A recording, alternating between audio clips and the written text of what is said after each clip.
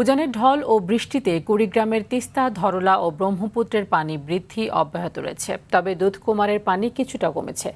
এখনও সব নদ নদীর পানি বিপদসীমার নিচ দিয়ে প্রবাহিত হচ্ছে। ভোর 6টার দিকে তিস্তা নদীর পানি কাউনিয়া পয়েন্টে বিপদসীমার মাত্র 25 সেন্টিমিটার নিচ দিয়ে প্রবাহিত হয়।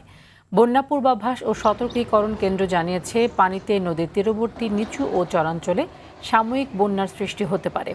এদিকে লালমনিরহাটে তিস্তা নদীর পানি কিছুটা কমেছে। সকালে 13 সেন্টিমিটার নিচ দিয়ে প্রবাহিত হয় নদীটির পানি।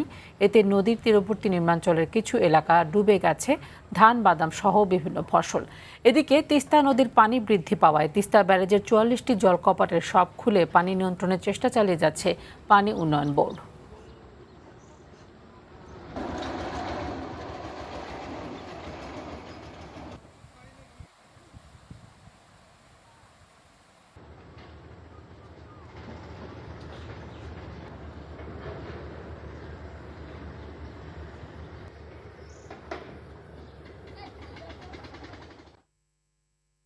দর্শক, এই বিষয়ে আরো জানাতে লালমনিরহাট থেকে সরাসরি যুক্ত হচ্ছেন সহকর্মী তন্ময় আহমেদ, নয়ন ও কুড়িগ্রাম থেকে আরেক সহকর্মী আব্দুল কুদ্দুস চঞ্চল। প্রথমে চলে যাচ্ছি লালমনিরহাটে তন্ময় আহমেদের নয়নের কাছ থেকে। নয়ন, জানতে চাচ্ছি পানিতে নিম্নাঞ্চল প্লাবিত হওয়ার বিষয়ে বিস্তারিত জানাবেন। একই সাথে জানাবেন যে যারা ওই এলাকায় বসবাস করেন, নিম্নাঞ্চল প্লাবিত হয়ে যাওয়ার ফলে তাদের কি অবস্থা, কিরকম ভোগান্তিতে পড়েছেন তারা? তানি, গতকাল কিন্তু তিস্তা নদীর পানি বিপদসীমার 1 সেন্টিমিটার উপর দিয়ে প্রবাহিত হয়। গত রাতে কিন্তু বিপদসীমা বরাবর তিস্তা নদীর পানি প্রবাহিত হয়। আজ সকাল 9টায় তিস্তা নদীর পানি 11 সেন্টিমিটার বিপদসীমার নিচ দিয়ে প্রবাহিত হয়। সকাল 9টায় 13, দুপুর 12টায় 14 এবং অব্যাহতভাবে বিকাল 3টায় কিন্তু 14 সেন্টিমিটার নিচ দিয়ে প্রবাহিত হচ্ছে। পানি কিছুটা কমে যাচ্ছে, কিন্তু এই পানির মধ্যে এখনো পর্যন্ত কৃষকের বাদাম, ভুট্টা, পাট সহ আরো নানা রকম ফসল কিন্তু পানিতে নিমজ্জিত আছে। তবে এখানে সবচেয়ে বড় দুর্ভোগের শিকার হচ্ছে এই চরাঞ্চলের কৃষকরা।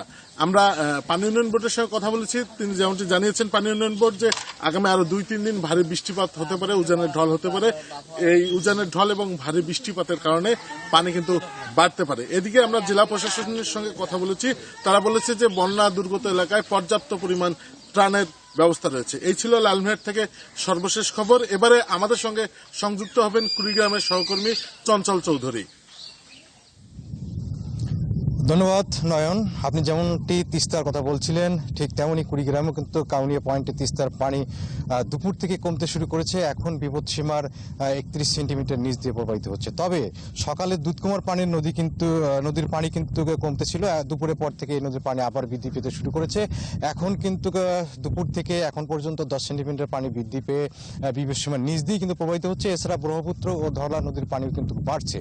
তো আমরা যে পরিসংখ্যানটা হাতে পেয়েছি দুপুরে, সেই পরিসংখ্যান অনুযায়ী বন্যা পূর্বাভাস ও সতর্ক কেন্দ্র যেটি জানিয়েছে যে আগামী কাল পর্যন্ত এইসব নদ নদীর পানি বৃদ্ধি পেতে পারে এবং আগামী 2 দিন এই পানি স্থিতিশীল থাকতে পারে। ফলে এখানকার যে নিম্ন চরাঞ্চল এবং চরাঞ্চল রয়েছে সেখানে কিন্তু পানি প্রবেশ করেছে এবং সেই সমস্ত এলাকার সমসাময়িক আবাদ যেটি রয়েছে, কৃষি আবাদ, পাট, ভুট্টা, বাদাম এবং তিল সহ অন্যান্য যে ফসল রয়েছে সেগুলো খেতে কিন্তু পানি প্রবেশ করেছে। এইগুলো সামান্য ক্ষতি হতে পারে। এছাড়া কিন্তু লোকালয়ে আমরা লক্ষ্য করেছি, লোকালয়ে কিন্তু এখন পর্যন্ত পানি প্রবেশ করেনি। একদম নিম্ন চরাঞ্চলগুলো যেগুলো রয়েছে সেগুলোর বাড়ির আশপাশ দিয়ে হয়তো পানি উঠেছে। তবে এই সমস্ত চরবাসীর কিন্তু একটু সামান্য যাতায়াত কষ্ট হয়েছে। এছাড়া কিন্তু খুব বড় ধরনের যে বন্যা সেই রকম কিন্তু পুরো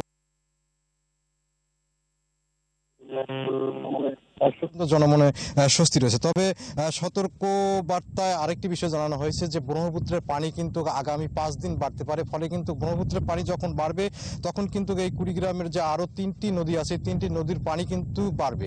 কারণ হচ্ছে এই 3টি নদীর পানি কিন্তু ব্রহ্মপুত্রে প্রবাহিত হয়। সেক্ষেত্রে ব্রহ্মপুত্রের পানি বাড়লে কিন্তু এই 3টি নদী সহ আরো যে কয়েকটি নদী রয়েছে, গঙ্গাধর, তারপরে রয়েছে ফুলকুমার, এগুলো পানি কিন্তু বাড়বে। ফলে কিন্তু ছোটখাটো একটা বন্যা হওয়ার সম্ভাবনা রয়েছে। তো এখন পর্যন্ত পানি উন্নয়ন বোর্ড যেটি বলছে যে এই সময় যে অবস্থা রয়েছে এই অবস্থায় কিন্তু নিম্ন অঞ্চল এবং চরাঞ্চলের পানি স্থিতিশীল থাকবে এবং ছোটখাটো একটি সাময়িক বন্যার সৃষ্টি হতে পারে।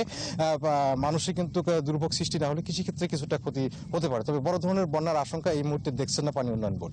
তো তা নিয়ে এই ছিল আমার কাছে কুড়িগ্রামের সবকটি নদ নদীর পানি বৃদ্ধি এবং কমার সর্বশেষ খবরাখবর। আপনাদের দুজনকে ধন্যবাদ।